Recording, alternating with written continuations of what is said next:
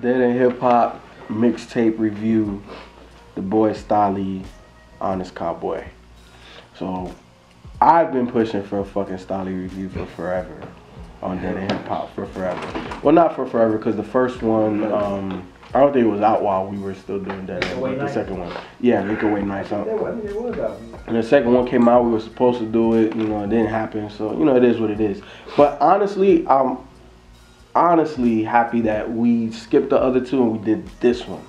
Because on this project, I felt like he really found his sound. I felt like on the other one, there was a lot of tracks that I liked, and that's what brought me into Staly. But on this project particularly, he found his lane, and I like it. Obviously, my influences in music has been Southern artists. And for him to take that route, that approach with the cars and talking about, you know, Drink and Lynn and all that, that's the shit I like. I think the biggest detraction for most people with Staly is his voice. You know what I'm saying? I think a lot of people have problems with his voice. A lot of people say that it's relatively high pitched. He's monotone. And that's what a couple people told me that I try to put Staly onto. You know, I don't really like him like that. But you know, it is what it is. To each their own. I definitely fuck with Staly, mainly because, you know, he always says intelligent bass and trunk music. God damn, like I say, bumping the whip. Like, how can I not like that shit? You know what I'm saying? And he's not ratchet. You know what I'm saying? With it, you know, it isn't.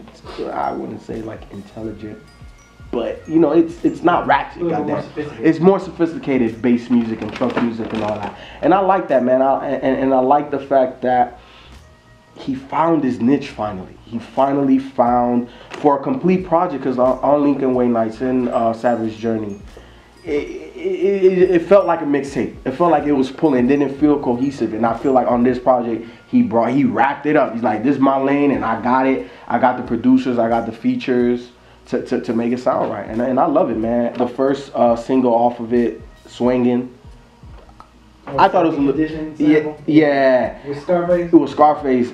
I don't know why he needed 3 verses. Staly did. You know, I felt like you put somebody like Crit on there and say do your 2 verse or a verse, and put somebody like Crit on there, somebody else, even Bun or somebody else. You know, you like Scarface? No, I love Scarface. I'm just talking about 3 Staly verses. I got you. You know what I'm saying? Like I felt like Staly rap, man. Yo, Staly, keep doing it. But I'm just saying, I would have liked to hear somebody else on there. Shout out to Block Beaters for the majority of production on this project. Definitely dope. One of my favorite joints on here was AWACS with the whole last track. Yeah, the last track with the Wiz Khalifa sample and all that.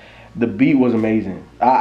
Block Beaters did his thing. The production on this whole thing was amazing. I think it definitely put you in a state of mind.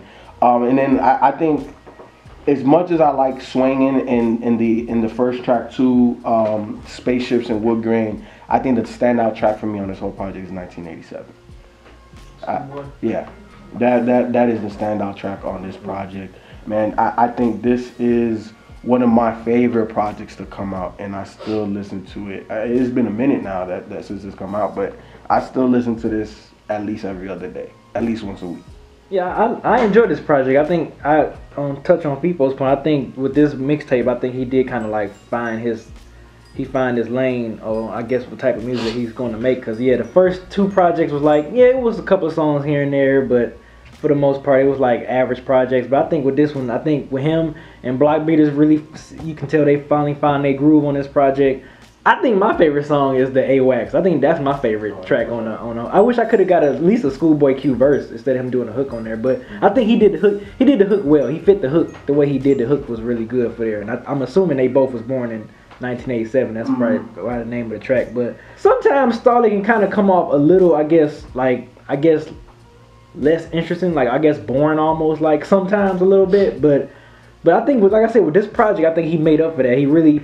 And that's nothing why I like the AWACS track a lot, because he sounds so energetic. And then that beat is so soulful at the same time. And I'm like, okay, damn, I never heard this type of Staly before. It's like he sounded so alive and energetic on that track. So I think that's another reason why it's one of my favorites. But overall, I thought it was nice and short, 11 tracks. You know, it weren't really no skippable track. I think the only one I really didn't really care for, not really saying it was whack, but I didn't really care for was the cup. What's that? Cup in.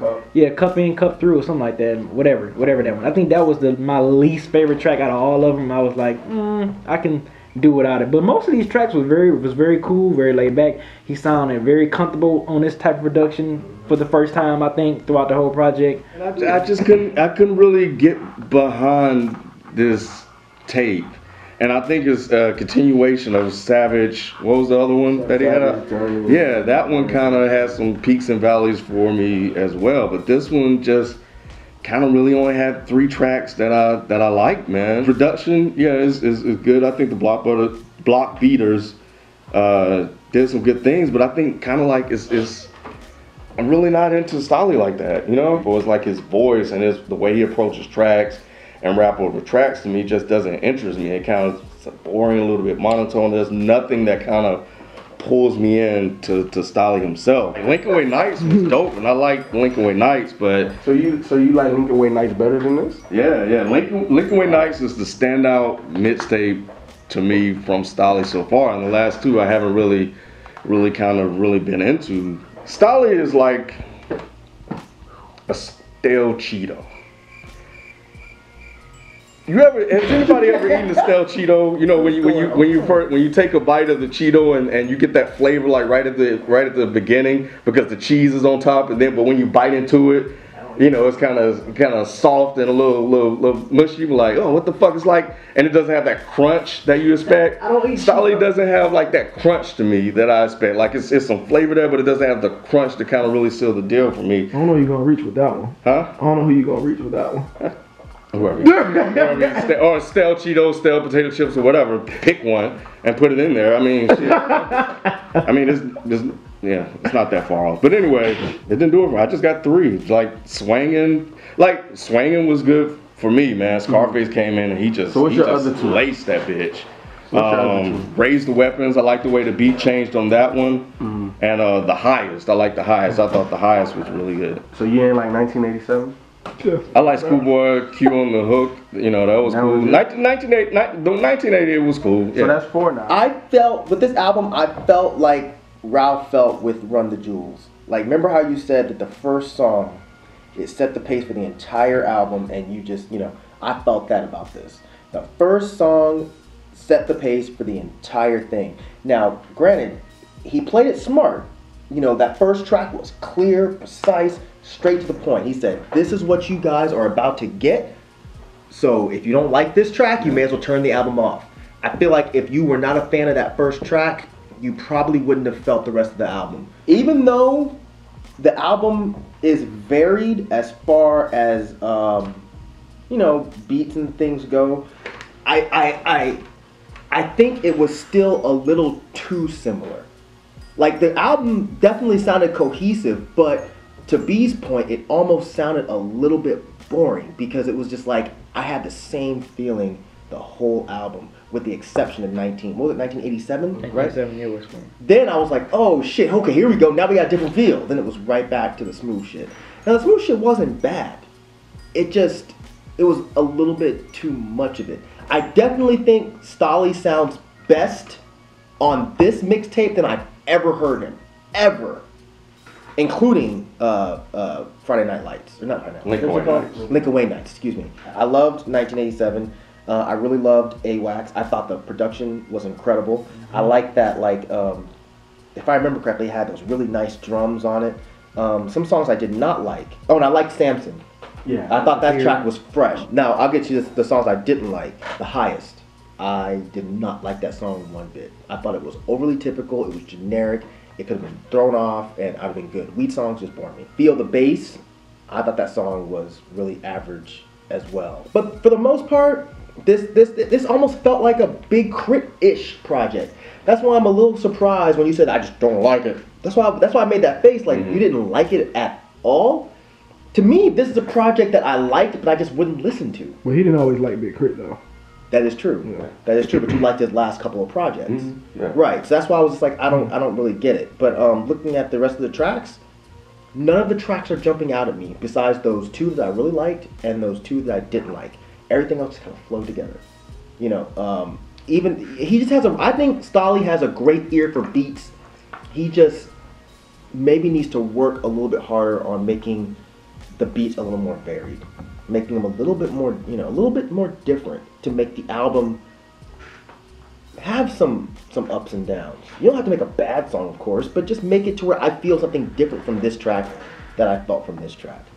Man, I'm a big Stalley fan, so I'm finally glad that we actually got to do this project. It was interesting hearing all of the other guys' opinions on it. I'm happy that Stalley found his lane, and I think, I'm with Mike. I could see where a little bit more variation could be better, on a future project, on the album, hopefully that he's working on. But for this mixtape right here, I'm good. He ain't had to change nothing for me. It's riding music, man. It's riding music. It's like you about to go take a road trip or something, put this shit on, you be alright. You be good. I didn't really care for this tape. I do, if I see somebody that do like it, I can understand why they like the tape. I think right now with me and Stalley projects, we're kind of 1 out of 3. That's 33%. I guess in baseball, that's pretty good, right? Yeah, the tape does nothing for me. I don't really care for it, and that's been my position, And it does bore me. It does bore me. There's nothing inside. That's the 3 tracks, and that's it. Like I said, I'm glad it seemed like Stalley found his niche with this project. I'm taking only one song out. Most of the project I like is pretty smooth. I wish he just could have had a little bit more energy in most of his tracks, on this project. But overall, I enjoyed it. It was a good step up from his 2 previous projects for me. Yeah, for the most part, this was an enjoyable album. I feel like I do agree to a degree with Ken that a lot of it didn't move me that hard, but I would never go as far as to say it put me to sleep. It's just not the music that I would love to hear. I definitely like that he brings a different perspective to the MMG camp. I feel like he's showing certain people how to make interesting music but still make it mainstream appealing, i.e. like a Big Crit. I think he's on that same path as Big Crit, and I appreciate that. His voice, I like Freeway, so this guy's voice doesn't bother me. But yeah, I feel like if he, and this is just nitpicking, really is. I feel like if he just tried to pick a little bit different type of beats, that I would really like a project. This was a good project. Definitely a lot better than the ones I've heard before.